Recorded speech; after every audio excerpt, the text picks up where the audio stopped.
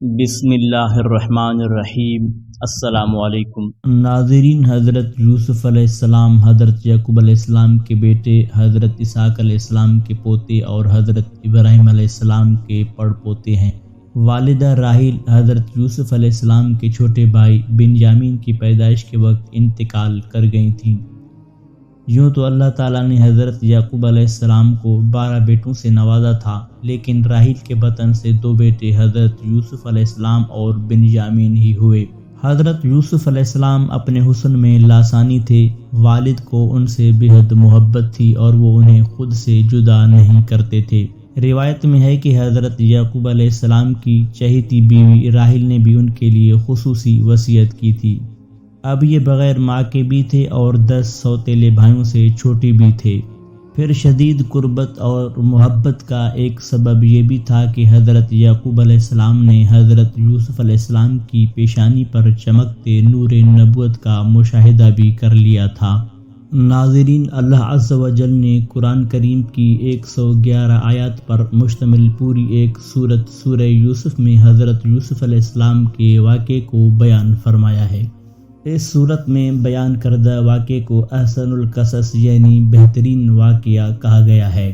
قرآن پاک میں حضرت یوسف علیہ السلام کا نام مبارک 26 مرتبہ آیا ہے، جن میں سے 24 بار سورہ یوسف میں، جبکہ سورہ انعام اور سورہ غافر میں ایک بار آپ کا ذکر کیا گیا ہے۔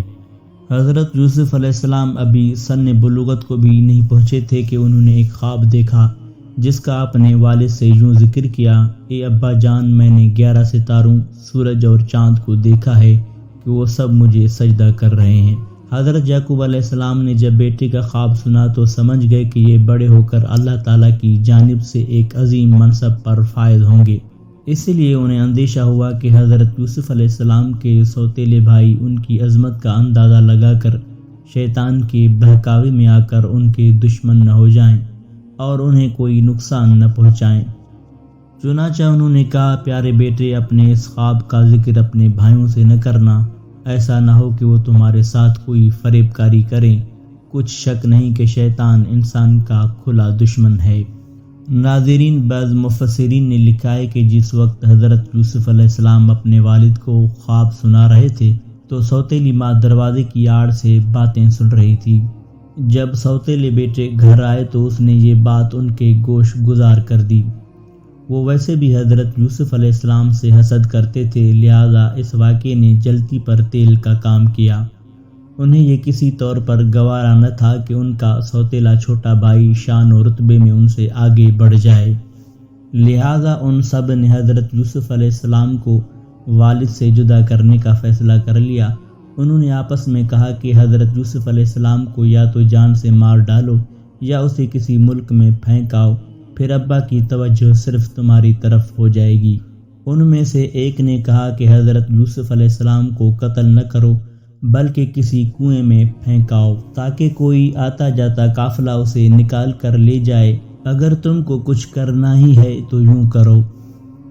مفسرین لکھتے ہیں کہ کنویں میں ڈالنے کی تجویز بڑے سوتیلے بھائی یہودا نے دی تھی۔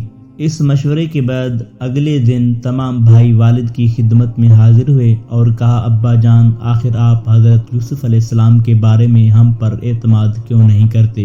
ہم تو ان کے خیر خواہ ہیں، کل آپ اسے ضرور ہمارے ساتھ بھیج دیجئے کہ خوب کھائے پیے اور کھیلے، اس کی حفاظت کے ہم ذمہ دار ہیں۔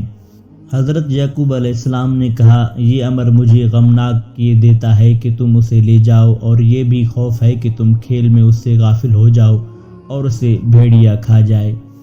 انہوں نے جواب دیا: ہم جیسی طاقتور جماعت کی موجودگی میں بھی اگر انہیں بھیڑیا کھا جائے تو ہم بالکل نکمے ہی ہوئے۔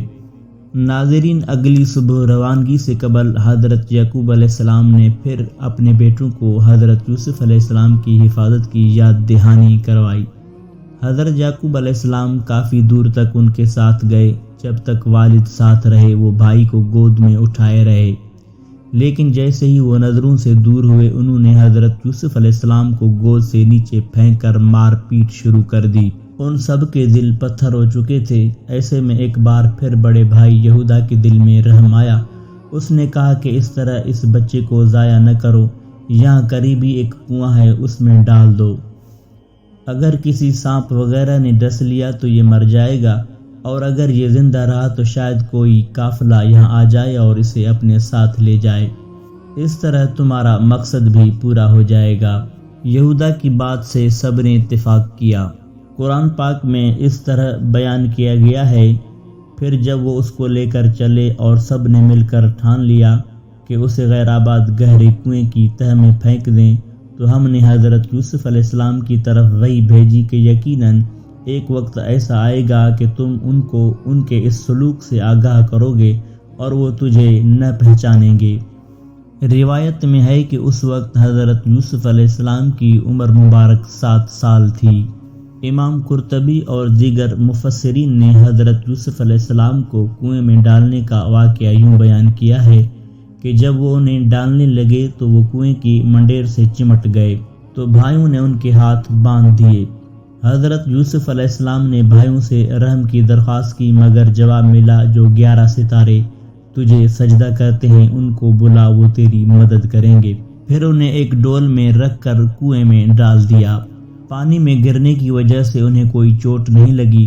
انہیں قریبی ایک پتھر کی چٹان نظر آئی اور وہ اس پر بیٹھ گئے۔ بعض روایات میں ہے کہ اللہ تعالیٰ نے حضرت جبرائیل علیہ السلام کو حکم دیا اور انہوں نے حضرت یوسف علیہ السلام کو اس چٹان پر بٹھا دیا۔ حضرت یوسف علیہ السلام 3 روز تک اس کنویں میں رہے۔ بھائی یہودا دوسرے بھائیوں سے چھپ کر روزانہ ان کے لیے کھانا پانی لاتا اور ڈول کے ذریعے ان تک پہنچا دیتا تھا۔ حضرت یوسف علیہ السلام کو کنویں میں ڈالنے کے بعد انہیں فکر ہوئی کہ اب والد کو کیا جواب دیں گے، چنانچہ انہوں نے ایک بکری ذبح کی اور اس کا خون حضرت یوسف علیہ السلام کے کرتے پر لگا کر عشاء کے وقت آہ بکا کرتے والد کے پاس پہنچے اور کہنے لگے، ابا جان، ہم سب تو دوڑنے میں لگ گئے تھے اور حضرت یوسف علیہ السلام کو ہم نے سامان کے پاس بٹھا دیا تھا، ایک بھیڑیا انہیں کھا گیا۔ مفسرین لکھتے ہیں کہ انہوں نے قمیص کو خون میں لت پت تو کر دیا تھا، لیکن وہ یہ بھول گئے تھے کہ اگر بھیڑیا حضرت یوسف علیہ السلام کو کھاتا تو قمیص کیسے سلامت رہ جاتی۔